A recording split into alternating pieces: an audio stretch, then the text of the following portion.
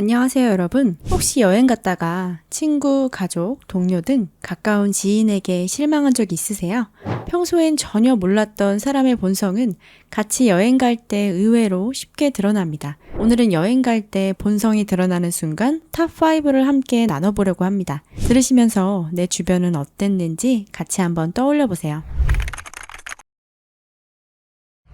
첫 번째는 여행에서 제일 먼저 어긋나는 순간입니다. 바로 돈이 오고 갈 때인데요. 여행에서 가장 먼저 부딪히는 건 돈 문제입니다. 평소엔 전혀 티가 안 나던 돈에 대한 태도가 여행에서는 적나라하게 드러나요. 어떤 사람은 저녁 식사 후 계산하려는데 갑자기 이렇게 말합니다. 나 잠깐 화장실 좀. 그리고는 한참 뒤에 돌아오고 결국 남아있던 사람이 계산을 마치게 됩니다.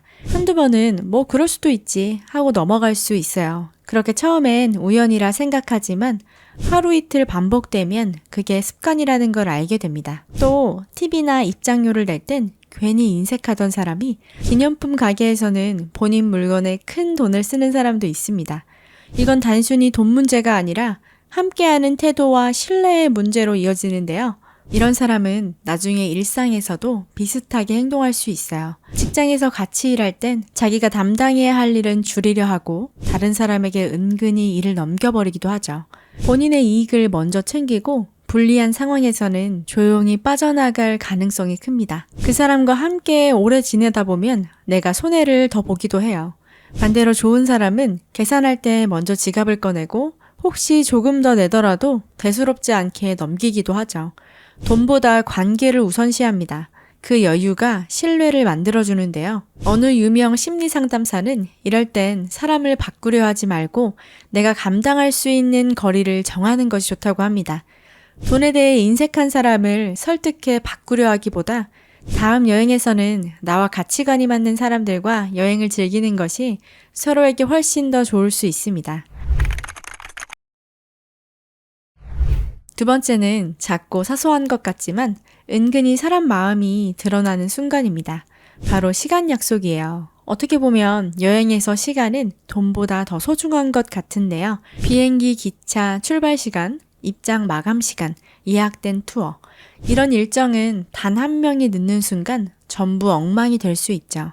이런 상황은 여행에서 흔한 상황이에요. 출발 5분 전에 갑자기 샤워하러 가거나 버스 타러 가는 시간에 아직도 호텔 조식을 천천히 먹는 사람. 여행 출발 시간이 9시인데 9시에 일어나 준비를 시작하는 사람이 있습니다. 그 한 번의 지각이 비행기, 기차, 투어 전체를 놓치게 만들 수 있다는 걸 알면서도 말이죠. 이런 사람은 평소에도 약속을 대수롭지 않게 생각하고 중요한 순간에 책임을 미룹니다. 그 한 사람 때문에 다 같이 뛰게 되고 결국 목적지에 가서도 이미 지쳐있게 되죠. 반대로 좋은 사람은 시간을 지키는 걸 당연하게 생각합니다.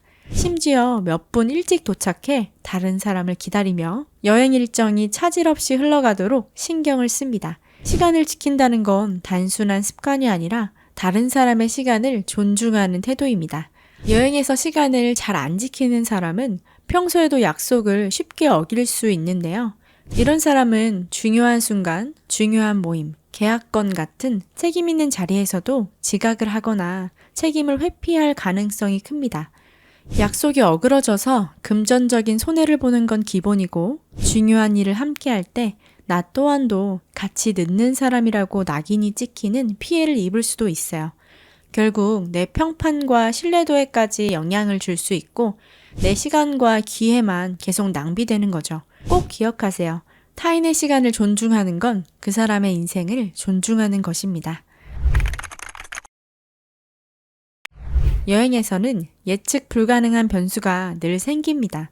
날씨가 갑자기 변하거나 예약이 취소되거나 교통이 막히거나 음식이 입에 맞지 않는 경우도 있죠.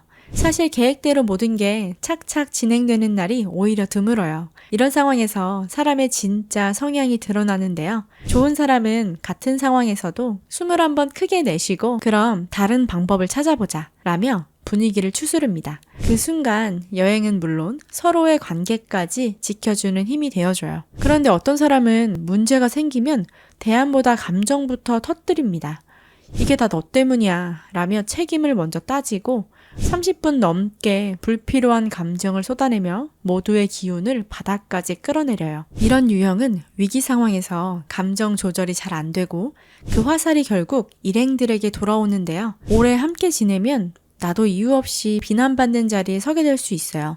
이런 태도는 단순히 여행에서만 문제가 되는 것이 아니에요. 평소에도 위기 상황에서 감정이 앞서기 때문에 직장이나 인간관계에서도 쉽게 충돌을 만들고 문제 해결보다 불만을 키우는 경우가 많습니다.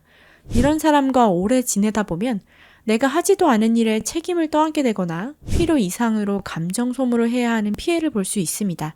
여행할 때 문제가 생겼을 때 먼저 책임을 따지는지 아니면 대안을 먼저 찾는 사람인지 확인해 보세요. 상황을 인정하고 감정보다 해결을 우선시하는 사람과 함께 여행을 가면 더 편안해지고 이후에도 좋은 관계로 남아있을 확률이 큽니다. 이처럼 갈등 상황에서 중요한 건 옳고 그름이 아니라 관계를 지키는 힘이라는 것을 꼭 기억하세요. 네 번째는 아주 작은 행동이지만 전체 분위기를 바꿔버리는 순간입니다. 바로 배려심이죠. 여행은 함께 먹고 걷고 또 잠을 같이 자기도 하는 생활입니다. 그 안에서 작은 배려가 쌓이면 여행이 훨씬 즐거워지고 반대로 작은 이기심이 쌓이면 여행이 피로해집니다. 숙소에서 아침마다 샤워를 40분씩 하고 욕실이 많이 더러워졌는데도 치우지 않는 사람, 공용 테이블을 자기 짐으로 가득 채워놓는 사람, 단체 사진에서 자기만 잘 나오게 구도와 포즈를 잡는 사람. 이런 행동이 반복되면 작은 불편이 쌓여 나중엔 그 사람의 존재 자체가 피로해집니다. 오래 지내다 보면 내가 계속 양보하는 쪽이 되고 마음속에 불만이 겹겹이 쌓일 수 있어요. 이런 행동 하나하나는 별것 아닌 것처럼 보일 수 있지만 하루, 이틀, 3일이 지나면 그 피로감이 눈덩이처럼 불어나는데요. 결국 여행의 즐거움보다 내가 왜 이 사람과 같이 왔을까? 라는 생각이 더 크게 자리 잡게 되죠. 좋은 사람은 공용 공간을 쓰고 나면 다음 사람을 위해 정리하고 단체 사진에서는 모두가 잘 나오도록 신경 씁니다. 배려를 습관처럼 하는 사람이죠. 배려심이 부족한 사람은 일상에서도 주변을 불편하게 합니다. 대중교통에서 큰 소리로 통화하거나 같이 밥 먹으러 가면 본인이 원하는 메뉴만 고집하기도 하죠. 결국 이런 사람과 오래 지내다 보면 내가 계속 손해보는 쪽이 되고 내가 챙겨야 할 것보다 훨씬 많은 걸 챙기게 됩니다. 배려는 거창한 게 아니라 내가 조금만 덜 편해지는 선택입니다. 내가 양보해도 이 관계는 불편하지 않다는 마음의 여유가 있기에 나오는 행동이죠. 결국 이런 사람과 여행을 가면 더 뜻깊은 인생 여행이 되기도 합니다. 마지막은 여행 시작과 동시에 드러나는 부분인데요. 바로 취향 차이예요. 여행은 같은 장소에 가도 그 시간을 어떻게 쓰느냐에 따라 완전히 다른 경험이 됩니다. 문제는 여행의 방향과 소비 패턴이 맞지 않으면 작은 불편이 곧 큰 마찰로 이어져요. 누군가는 하루 종일 쇼핑만 하고 싶어 하고 또 누군가는 아침부터 밤까지 관광지만 돌고 싶어 합니다. 여행의 목적이 전혀 다르면 한쪽은 지루하고 다른 한쪽은 답답할 수 있어요.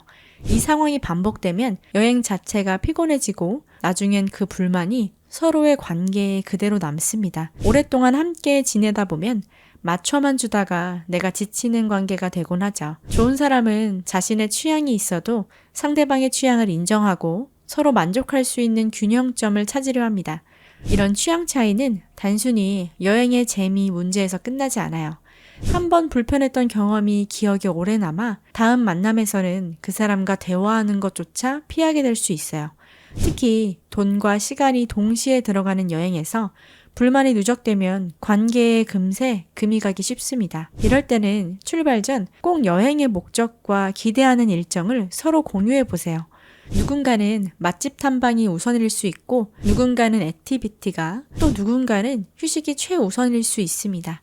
그리고 하루에 2-3시간은 개인 자유시간을 확보해 각자 원하는 걸 하도록 하는 것도 좋은 방법입니다. 이렇게 하면 서로의 시간을 존중하면서도 여행의 만족도를 유지할 수 있습니다. 관계에서 중요한 건 끝까지 맞추는 것이 아니라 적당한 거리를 유지하며 조율하는 것입니다. 취향이 다르면 무조건 모든 걸 함께 하려 하지 말고 서로 좋아하는 시간을 보장해 주는 것이 결국 서로를 오래 지킬 수 있는 방법입니다. 여행은 사람의 진짜 성격을 압축해서 보여주는데요. 결국 좋은 사람은 본인의 즐거움만 챙기지 않고 함께하는 사람의 즐거움까지 지켜주는 사람입니다. 여러분은 같이 여행 갈 때 어떤 부분을 보시나요? 댓글을 남겨주시면 함께 공감해 보겠습니다. 오늘도 시청해주셔서 감사합니다.